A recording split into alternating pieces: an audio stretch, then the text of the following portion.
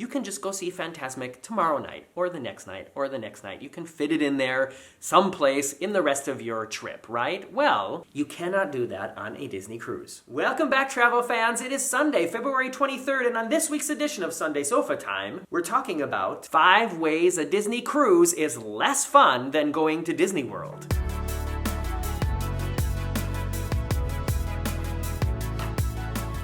Before I say anything else, let me just tell you about my merchandise again, please. Please give me this moment. Check out my new towels and t-shirts over at teespring.com/store/very-unofficial-travel-guides, or follow the link in the description below. And remember, it's not just buying a towel or a t-shirt, it's also helping me and supporting the Very Unofficial Travel Guides. Also, my birthday's coming up in April, so it could also be like an early birthday present for me. For those of you who are new here, it is, it's the end of February, and in the beginning of January, we did 2 cruises, one right after the other, and the second one was our very first cruise on the Disney Dream, going to Nassau and Castaway Cay, Disney's private island. And we are big Disney fans, big Disney World fans. We have done several stays at Disney World for 5, 7, 10 nights there, and we know what we like about Disney, and we know what we need to have happen in order to enjoy it. You know what I mean? I think a lot of you who are Disney fans and who are watching this video, I'm sure you guys know what I mean. Like, you know, when you go to Disney World, that you need to do this and this and this and this and this and this, and you need to get on this ride and blah, blah, blah, and that is like your experience. And if all those things happen, then you had a good time and you feel like you got your money's worth, right? Well, this was, like I said, a new experience for us. It was not our first cruise. We've been on a lot of cruises, but it was our first Disney cruise. And so I know that there are a lot of you out there who, like us, have been to Disney World several times and had never been on a Disney cruise, and maybe have never been on any cruise. And I thought that I would, go through some of the things that occurred to me while on the cruise, and while we went to Disney for a couple days after the cruise as well, because why not? And so I came up with these 5 things that are, if you are a huge fan of Disney World, kind of, in comparison, less fun, or perhaps less magical. And the first thing I want to mention is maybe kind of obvious, and that is there is just a lot less to do.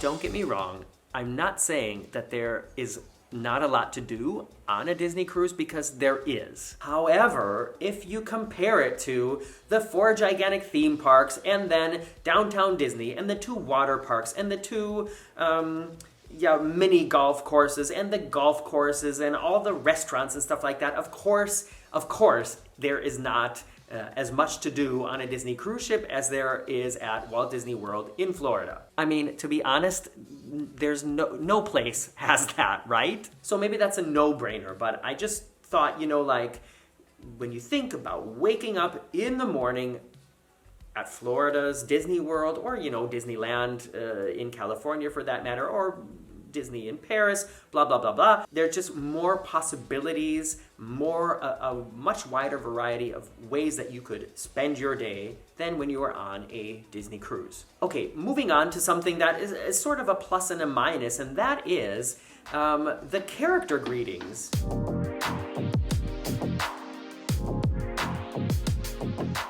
All right, let me tell you first why I think this is a plus, but in the end, you'll hear why it's also a minus if you are a true, really big Disney fan. On our Disney cruise, there were character greetings happening all the time. It seemed like all the time and everywhere. So, in comparison to when you're at a Disney park, I guess you could say, if you want to get a picture and an autograph session done with like all the big Disney characters in like a half a day, well, you can definitely get that done on a Disney cruise ship and waiting for much, much less time in line. And now here is the thing that I think, if you are a true, really big Disney fan, is a little bit disappointing about it compared to how it is in the parks. And that is, the characters are like just kind of there. Let me compare it to, like, if you go visit Ariel in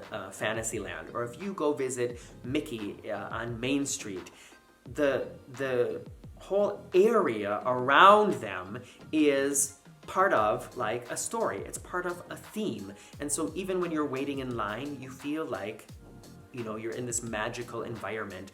And if you go visit Mickey in his dressing room backstage, you know, in Town Square, that's just so cool, you know, and it's more than just standing there next to somebody in a costume and getting your picture taken, you know what I mean? Because it's like you're walking onto like a, you know, a set. And on the Disney cruise ships, it's not like that. The characters are basically like standing in front of a wall on the ship or standing in front of a railing in the main lobby area. We saw Peter Pan standing in front of like the entrance to the elevator bank. And to me, that's just much less magical. To me, that seems more like, you know, all right, these are people in a costume, but if you want a picture, go stand next to them and then you can get a picture, you know? It has to do with the environment and the experience surrounding it. You know what I mean? So yeah, that's one way that I definitely think it's a little bit lamer on the cruise ship in compared to the way it is in the parks. The next one coming up is something that maybe people could debate about, and that is the variety of dining available.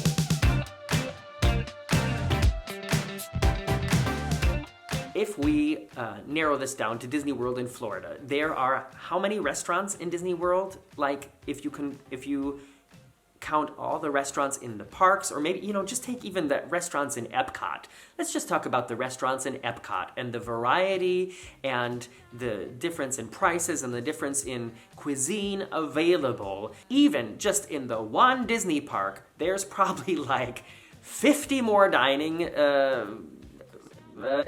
venues than there is on the Disney cruise ships, even on, you know, one of the bigger Disney cruise ships, and we were on the Disney Dream. And I have to tell you also something else before I continue talking about this subject, and that is, compared to other cruise ships, there also are less dining venues on the Disney Dream. And on all the Disney cruise ships, for that matter. Like if you cruise on the Royal Caribbean Harmony of the Seas, or Anthem of the Seas, or the Norwegian Getaway, or Breakaway, like a wider variety of dining venues on those ships compared to the Disney cruise ships. The quality of all the restaurants on the Disney Dream were fantastic, but there's, well, how many are there? As far as like places where you can go and sit down and be served by a waiter, 1, 2, 3, the buffet counts as like a half because they do table service at night. 4, 5 and a half restaurants on the whole cruise ship. And so, yeah, I mean, that's much less. And you know, like I was saying in the beginning, how, you know, when you go to Disney, there's like these things that you want to do and have to do, and that is like what your Disney experience is. And it might involve going to Chefs de France. It might involve going to the German, you know, beer house buffet. It might involve going to the sushi restaurant in Japan, in Epcot. It might involve going to Citricos in the Grand Floridian. And on the Disney cruise ships, it's just a much smaller pool of options to choose from. And here's also something that I thought was really interesting. Wow, I'm kind of going off on this food tangent here, aren't I? The menus in the different restaurants on the Disney Dream, and I'm talking about the Enchanted Garden, the Royal Table or Royal Palace, and the Animator's Palette, they haven't changed for years. The reason I know this is because at our table in the main dining rooms in the evenings, there was a couple who have only done Disney cruises. They've never cruised on any other line. They've been cruising Disney for years now, and they didn't even like need to look at the menu because it has been the same for years. So to me, that is also like, you know, that minimizes the variety even more, because not only are there very few restaurants to choose from, but like, it's not even like, okay, well, we haven't been on this ship in a while, so we'll go to that restaurant and, you know, try some of the new things on the menu. It's not gonna happen. There is nothing new on the menu, which I think is odd. Don't you guys think that's odd? Why do they do that? And I just thought of something else that is involved with the, it's connected to the dining experience on the ships compared to the parks. You know, maybe I should have just made this a whole extra video. And that is, in the parks, you might sit next to people who are from, some other country or something, and, you're at this restaurant for the first time, they're at this restaurant for the first time, you hear them talking about something, or maybe they're going to ask you for advice about something, like how did you get in a boarding group for Rise of the Resistance, something like that, and you get into a conversation and you meet people like that. Also, your servers, they might be from Florida, they might not be from Florida. They might be cast members who have worked for the Disney parks for like 30 years, and that's fascinating when when you meet people like that, and there's so many opportunities to meet other people and hear about their Disney experiences and hear about where they're from and stuff like that. Well, with the rotational dining system on the Disney cruise ships, you sit down at a table on the first night, and all those people are going to be the people you're having dinner with every night. And the people who serve you, the waiter or waitress, an assistant waiter or waitress, or server and assistant servers, it's the same people every night. You won't meet any new people if you stay on the plan the way Disney has it, because it's the same people every night. Of course, that could have advantages to it as well. I'm not saying that it's necessarily bad, but when you compare that to the way it works in Disney World, it's definitely different, and I prefer Disney World over the cruise ship. Ooh, that was a long one. I've got 2 more things coming up, and these are things, one of them is kind of obvious, and one of them is definitely not obvious, and it's something that I just thought about today, actually. But before I get to that, please forgive me for putting a little YouTube commercial break right here. Did you get a commercial? If you did, write what it was about in the comments below, because I find that interesting. All right, here's one that is, of course, very obvious when you think about it, and that is, of course, there are no rides on a Disney cruise.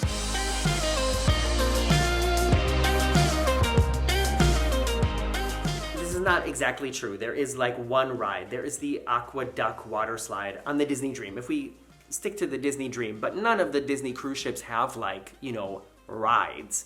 There is no flight of passage on a Disney cruise ship. What's weird about it is so much of being on a Disney ship feels like being in a Disney resort. And especially at Coco Cay, it feels like there are parts of this island where you can stand there and look at the signage and look at the buildings and look at the trees and the landscaping, and you can sort of fool yourself into believing that you are someplace in Orlando right now in a park. And then there's just no rides. It's weird.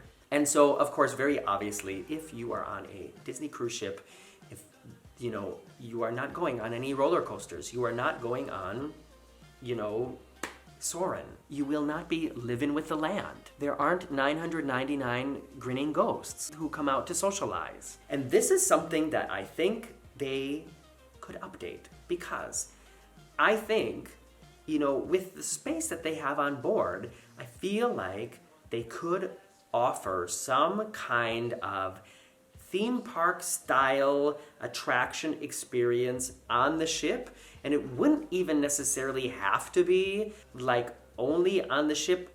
Here's an example. Why can't Muppet Vision 3D be shown on the ship? Why can't they do Honey, I Shrunk the Audience on the ship? You know what I mean? They have a movie theater. It just has to be, sort of fitted to that, with the technology, which is definitely possible on a ship. And, if you want to explain why the Muppets are all of a sudden in the theater, or why it's all of a sudden, that laboratory, then it's, they're there as a special guest, I think that makes just as much sense as the fact that Peter Pan is standing in front of the frickin' elevators to take pictures. You know what I mean? So I wonder why they don't do that, or, create some kind of extra experience that is just as cool as Soarin' maybe, but only on the ships, which would make it, which would give it another, even bigger reason to visit. All right, let me get to my final thing, and that is this thing that I thought about,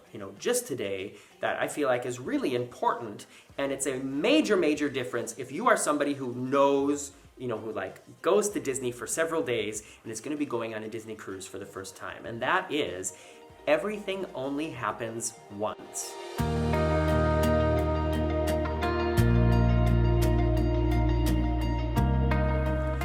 obviously have to explain what I mean by this. And the easy way to do it is to start talking about what it's like when you're in the parks.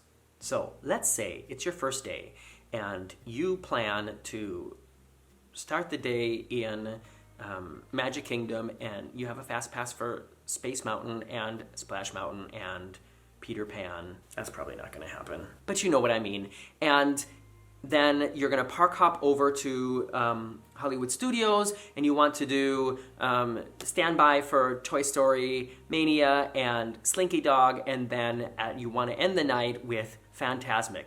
So let's say that everything goes fine, but you're waiting in standby for Slinky Dog, and then they have a problem, and you end up standing in line for like an hour and a half, and by that time, you haven't had any dinner yet, and you're hangry, and you look at each other, and you both decide, let's skip Fantasmic tonight, and let's just go get something to eat and go to bed early, right? Because you can just go see Fantasmic tomorrow night, or the next night, or the next night. You can fit it in there someplace in the rest of your trip, right? Well, you cannot do that on a Disney cruise. There are amazing shows on the ship, musical shows in the theater. There are shows up on the deck like Pirate Night, and they also have a really cool fireworks show on the top deck of the ship. On our cruise, it was attached to like the firework or the Pirate Night. But you know what? It only happens once. So if your kids have a breakdown and you need to put them in a timeout or put them to bed early on Pirate Night, then you missed Pirate Night. It's not happening again. If you somehow read the schedule wrong and you go up to the deck an hour late to see the fireworks, well then you're not going to see any fireworks because it only happens once. You know what I mean? It's like you are with the plan of what you're going to do when. If you want to see everything, you are much less flexible as far as the activities go. And like Coco Key, which is a huge, huge highlight of a Disney cruise, a lot of Disney cruises don't even stop there because of weather reasons. So imagine going to Disney in Florida and then like having one whole day where you have to hang out in the resort and not go to a park because the weather's so bad that like the Magic Kingdom is closed. And I know that happens in hurricane season, but it happens, more often on a Disney cruise. So those are my reasons. What do you guys think about that? Agree, disagree, have any other reasons? And I know, it's kind of nitpicking, but just for people who are like really, really into the Disney World multi-day vacation experience, these are things that when you're on a Disney cruise, you just need to be prepared for and ready for, right? And now comes the time on Sunday Sofa Time where I comment on your comments live on air.